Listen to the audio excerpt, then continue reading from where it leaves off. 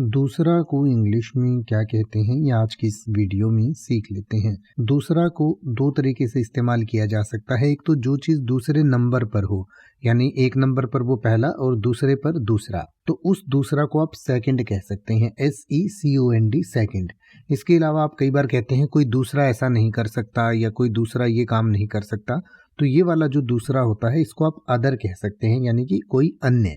तो इस दूसरा को आप अदर कह सकते हैं, OTHER अदर। जैसे कि अगर आप ये कहना चाहें कि यह दूसरी बार है जब मैंने वह फिल्म देखी है, तो आप कह सकते हैं this is the second time I have seen that movie. This is the second time I have seen that movie.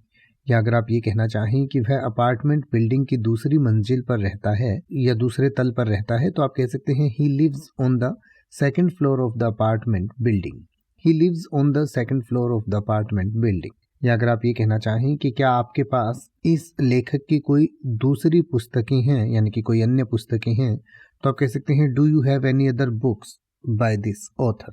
Do you have any other books by this author. अब आप ऐसे ही किसी भी वर्ड का मतलब हिंदी और इंग्लिश में YouTube पर सर्च कर सकते हैं। आपको मेरी वीडियो मिल जाएगी जिसमें आप बिना किसी फालतू बकवास के सीधा उस वर्ड का मतलब समझ पाएंगे। तो ऐसी ही वीडियोस को देखते रहने के लिए चैनल को सब्सक्राइब करें और बेल आइकन को प्रेस करें।